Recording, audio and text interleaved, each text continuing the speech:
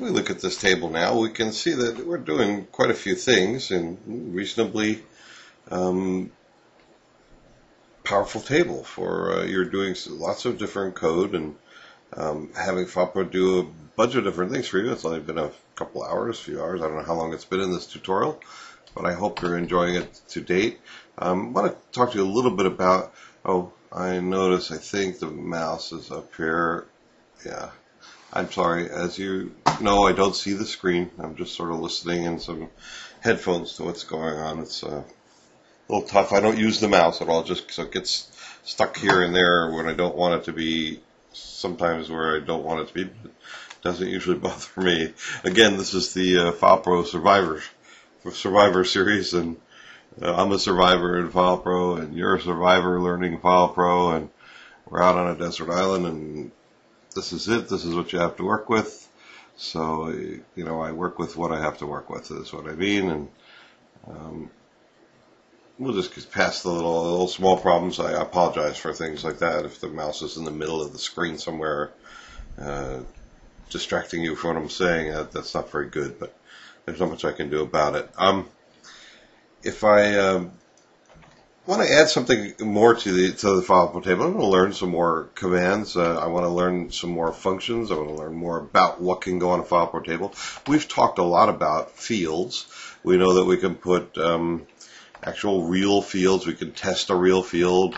We can test what's in a dummy field. We know about how to clear a line on the screen. We can clear line 14, for instance, if we wanted to, just completely clear it. We can certainly look at help to see various things that we can do. And you realize that at the very first top column of the help, we see @AF, @all files, @B4, all these @signs, @CB, CD. What are these things? They're not really functions or commands or anything in FilePro. Let's look at @CD. What @CD basically is it's the creation date, and it's the date that the current record that you're standing on was created. This field, it says this field is blank for new records, and that's very, very important. You can use that a lot. Remember, I said that we were only going to we should default the input question here to yes, and I'm going to go to the end of this line, and I default it with a Y, so that the usual answer for this question is a Y. Well, we can make it even a little easier for the user. Generally, you're probably not going to want to, every time you go to change a record in FilePro, you're probably not going to want to print out of it. I mean, offices these days are working towards becoming more and more paperless. The object is to not print paper and waste it and burn up trees and so forth when you don't have to. We want to stay electronic. So let's make it a little bit easier for the user. What we're going to do is we're going to use a field on the record and only ask the question if the record is new, if they're brand new, if it's the first time we're adding this data, we're going to ask this question, do you want to print it? If not, we're just going to let it go and let them press H whenever they want a hard copy of a screen. That's easy enough to do. The first time they're entering data brand new, it's not a problem to ask them, do they want a hard copy? Now, we can do that in a couple different ways.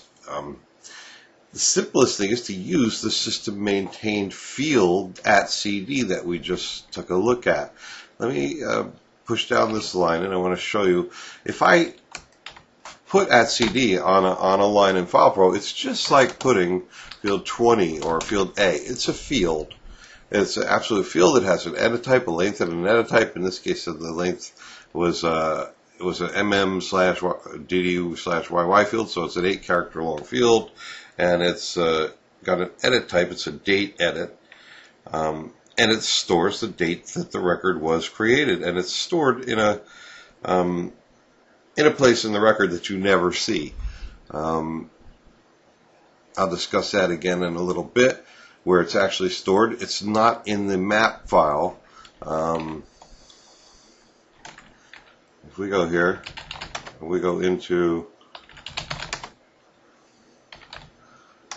VG customer, it's not any of these 21 fields that we've put here. You know, we are storing the date we last called and so forth, but these system maintained fields are stored before the first field. I might as well talk about it now. They're hidden. They're in the first, here, this first field is a length of 10. These lengths are characters. It's 10 characters long, the first name. Second field is 15 characters long. On every single record in FilePro, there are 20 characters before the first field. They're on every single record in a FilePro file. Every single record has this 20-byte header, 20-character header. It's a binary format. All the 20 bytes in there are essentially not visible to you in any meaningful format, but they are stored and hidden. Every time you update a record, the @update is maintained. When the record was updated last, that would be @UD, @update date.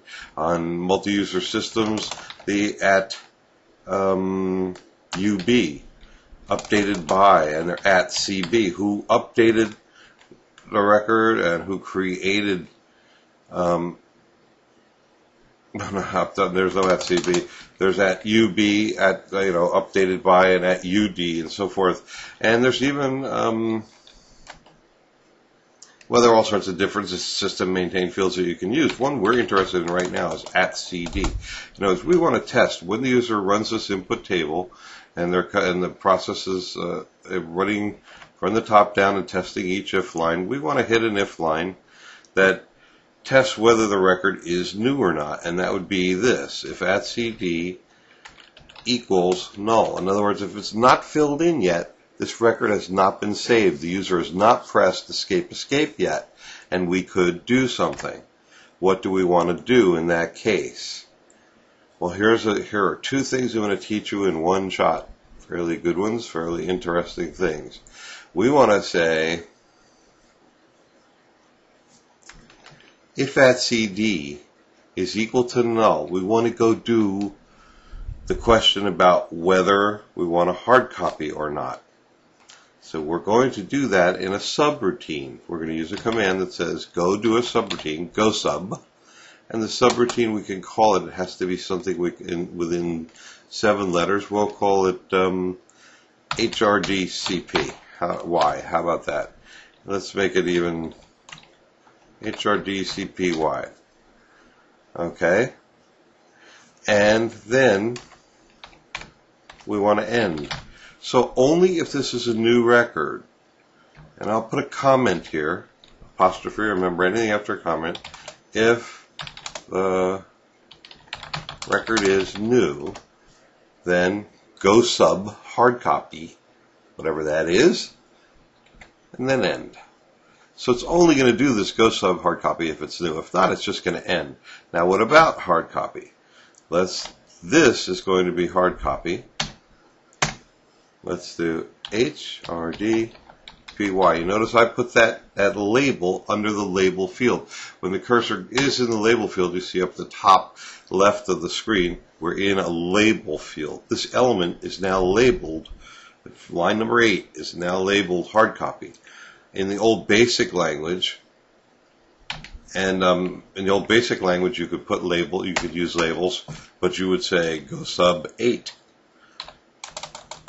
And it would go to whatever label is it would go to whatever element is at line 8 and start working. Now, hard copy. Let's put it back here. Hard copy is a subroutine, meaning here is the whole routine starting from the top of the table. We are doing this whole entire routine. We're coming down and testing every if line in absolute order, falling line to line to line to line. Okay, until we get to this line. This says stop going in your downward motion to the next line. Essentially jump to this label and start going down line by line from there. So it's going to jump to right here and start going line by line testing every if from here until it hits a return statement. It must hit a return. Return is absolutely required for every Go sub you write. If you ever execute a Go sub, you have to execute a return. It is absolutely bad form. It would be absolutely horrible form to do this. To say, come down to this label, hard copy, test the if it's, ask the input question, and then test it, and if it's true, print it, and if it's not true, end. That would be, well, it's just illegal. Consider that illegal. It doesn't happen to be. FilePro would do this, but it would then end, and we wouldn't have finished the Go sub. Very, extremely, unbelievably bad form. Don't do it. You have to end Go subs. In other words, you have to send the processing pointer, the pointer that's dropping down line by line, testing every if. It hits this line, which has no if, and it's going to hit it. It's just saying if that answer to their question is a yes, then print the hard copy. Then it falls down here again, tests this one. There is no if, so it just does it. And what it does is it returns. And return means to a Go sub, go back to right where I started from, to the very subroutine that sent me here, and begin with the command directly after that Go sub command. In other words, imagine there's a semicolon here again, and we're right here. And we're going to execute the very next command right here. If there was another Go sub here, Go sub, new thing, it would go do that next. And then it might end. It goes along the line. In other words, if this is true, if that if line's true, it does every command. And this command happens to be a whole subroutine. Could be another 1,000 lines of code that it goes and does, but it will eventually return and do the next thing on the line after the semicolon. It might do 2,000 lines of code here, and then it finally will return. Every Go sub has a return, and it will end. In our case, all we want to do is this one little subroutine that asks the question, do you want a hard copy? And then if the answer is yes, print it. Then we want to return. What's the next thing we want to do? We want to end. We're not going to put a semicolon there. We're just going to end. If CD is not equal to new, we're going to end and not even ask this. We're not even going to run this little subroutine. Okay, let's test this out.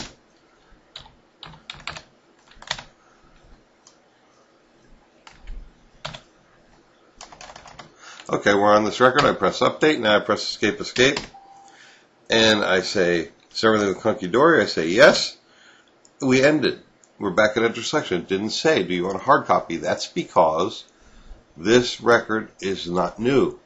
It's an old record. If I were to go to the browse and format, go up to the browse and put for this record at CD on the browse, and look at the browse, we'll see when these records were created. This record was created on 7/10/05. That other record was created 7/10/05, 7/10/05. Here are these 4 or 5 records that we've been playing with have been created July 10th in the year 2005 and July 11th in the year 2005. Okay, let's go add a new record. We'll add a new record. 3. Let's not worry about customer code. Heck, we'll make it a dealer. We'll give them a 20% discount.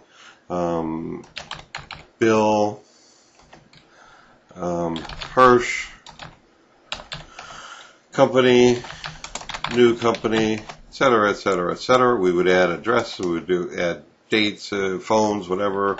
Let's email Bill at Hirsch .mil. He's in the government. Okay, we've added this. We're done adding this record. We press escape. First question, does everything look hunky-dory? We'll say yes. Aha! It said, do I want a hard copy?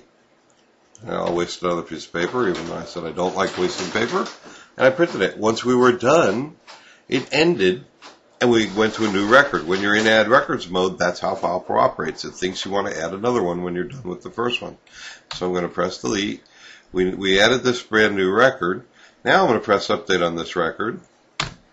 I press delete and I press the up arrow to come back here, cancel, and I'm now back in the record we just stored. Now if I press escape, it says, does everything look hunky-dory? Yes. but it won't ask me that question again because the @cd is now filled in.